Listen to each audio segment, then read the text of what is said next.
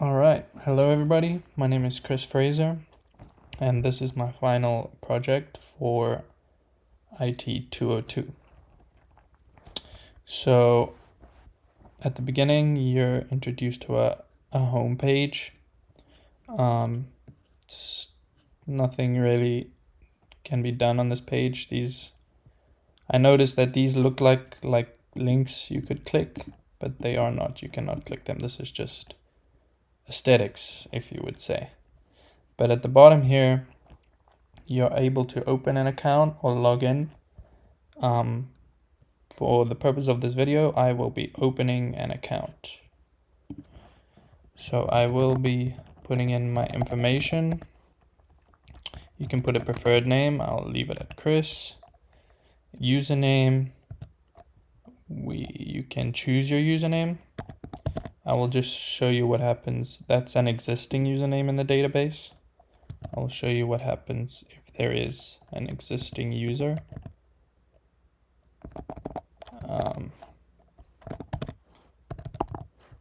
And then I will show you the other validation. So that username is already taken. So we'll just put this in again. So we'll take a different username.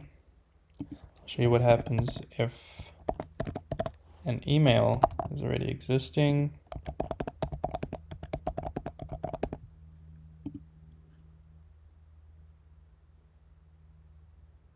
I don't think that email exists. Let me just make sure.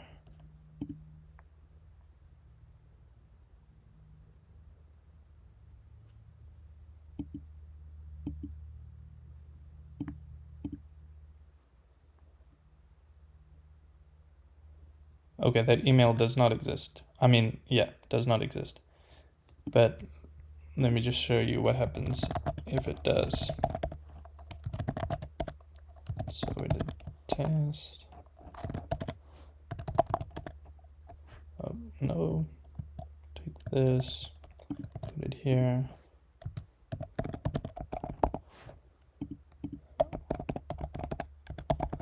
So this is what will happen if the email and I put in the same username, so both of those are already taken. So I'll just create another account.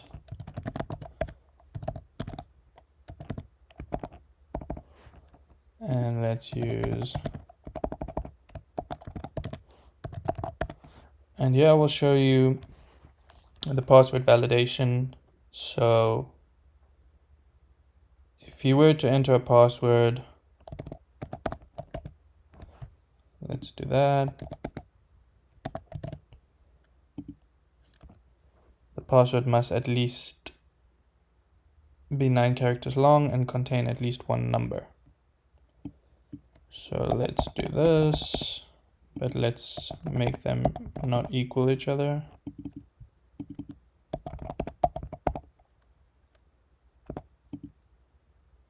It says the passwords do not match. Okay, and that was the last validation I wanted to show you.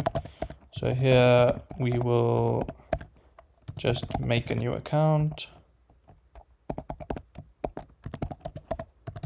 Also, there's a validation if the email format doesn't match. I'll show you that.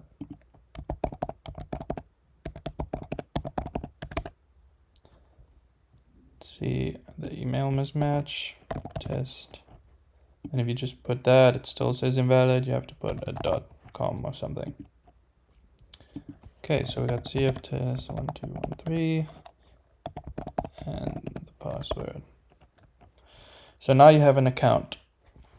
So I just saw the email yesterday. They wouldn't have to do the roles thing, but I did it anyway. So far there's no role assigned. I will show you what can be done to change that. So initially this is your dashboard, and right now you have no account. So what we're going to do is create an account, call it rent. You can name your accounts. And now there's your account number and the balance. And this is the minimum requirement to open an account, and that is from the world account, the system user account. So now you'll see that account, and it has $5. So we're going to create 4 more accounts. Let's do car insurance.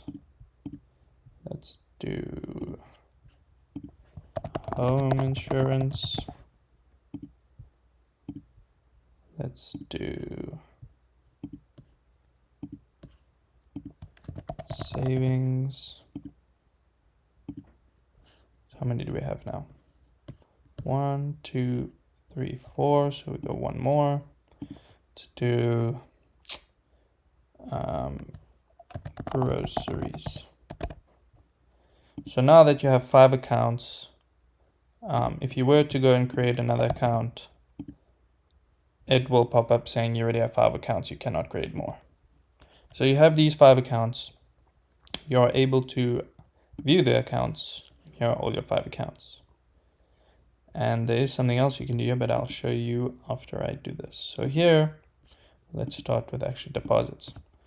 In the deposits, whatever account you select, it will show you the balance. So if I wanted to go to my car insurance and add $5,000, you can deposit that. If you tried to add a negative amount, it will tell you the value must be greater or equal to 1 cent. So that account has 5,000. Let's just add, that account is 5,000. Let's just add some money to the other accounts. This should be fine. So now all of those accounts have some money in it. So now if I were to go to make a transfer, here you can choose what account you want the money to come out of. Where if you want to you would select self if you want to transfer it between your accounts, but if you wanted to transfer it to another user, you'd select other user, and then here it would show you all the users. It's just me, but there would be other users here. So if you wanted to go to self, these are your accounts. You can say I want to transfer from rent to, let's say, groceries. And let's transfer $200. Transfer successful. So now, if you were to go back here, let's withdraw something. Here's a list of your accounts. Let's take some money out of rent. We'll take another 300.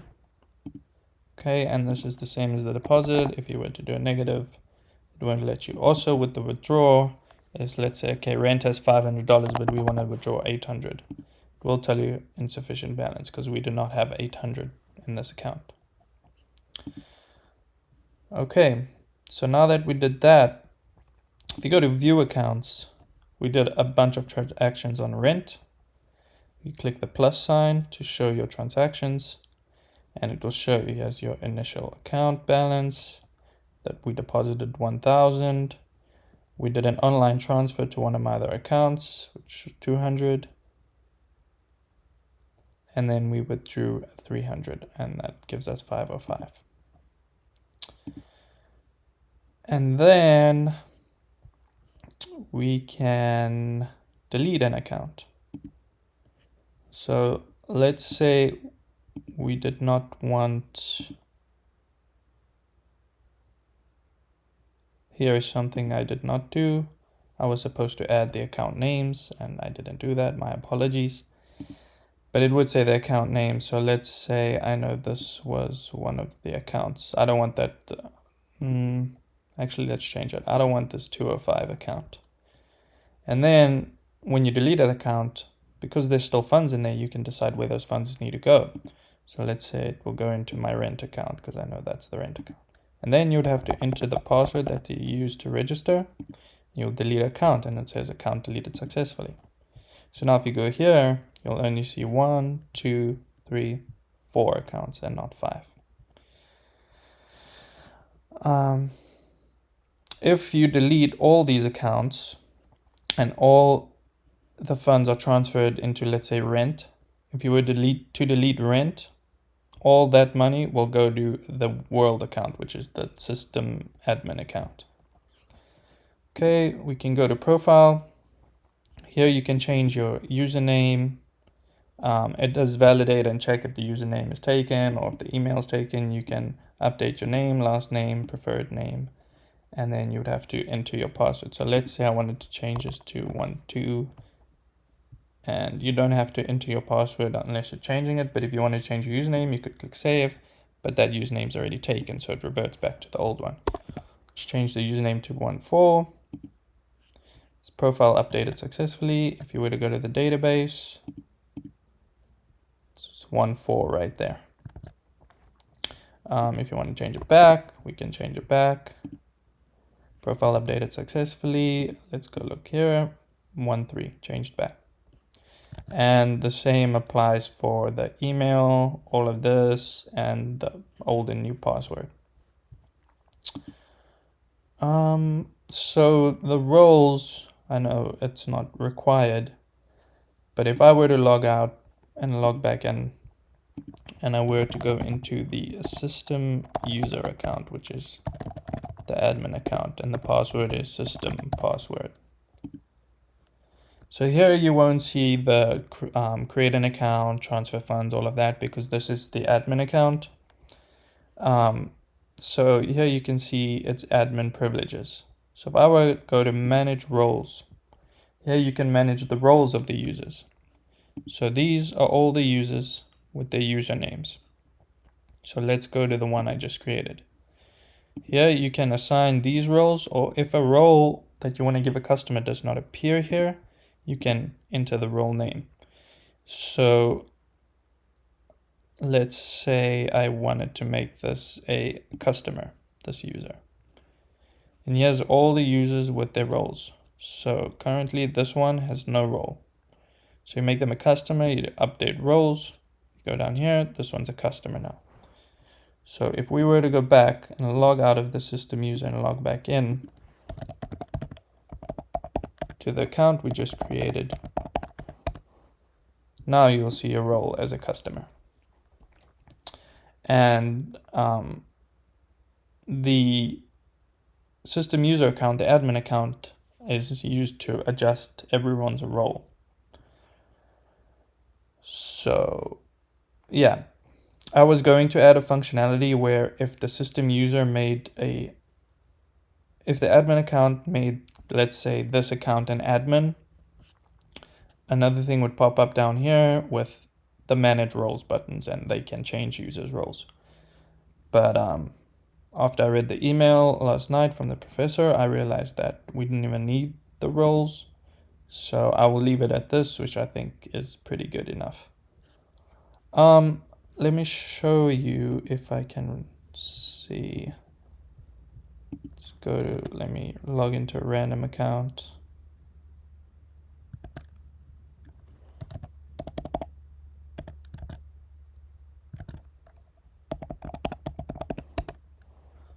Okay, this is what I wanted to show you. So this account only has one account. Sorry, this user only has one account. So what I was saying earlier, if you wanted to delete this, you can't transfer funds to because there's no other account to transfer the funds to. So if I were to enter the password here and delete this account, it will say, if this account is deleted, the funds will be transferred to the world account. You can cancel, you can click OK. Click OK, the account was deleted. So now you have no accounts. And back here, if you go to accounts, the money was transferred to the world account.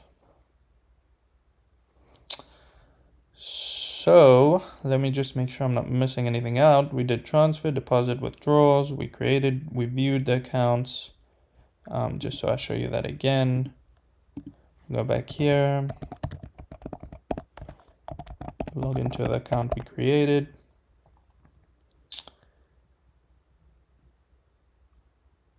Actually, I will show you something else.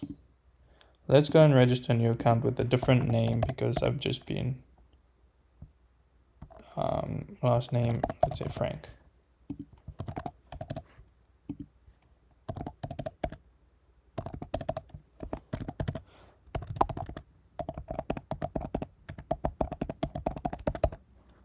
Okay, so now we have a Jeff user. So We're not going to worry about the role, but we are going to create an account. Account name will be car. Let's say that. So now you have this. Let's put some money in there. Let's put $1,000 in there. Okay, so now that account has $1,005. So now if I were to log back into that account we created earlier, 1213, the transfer, if you click other user, you'll, let's say, want to transfer $1,000 to Jeff Frank, which is right here, the account we just created. So now we're gonna go here, transfer 1,000, transfer. The transfer was successful.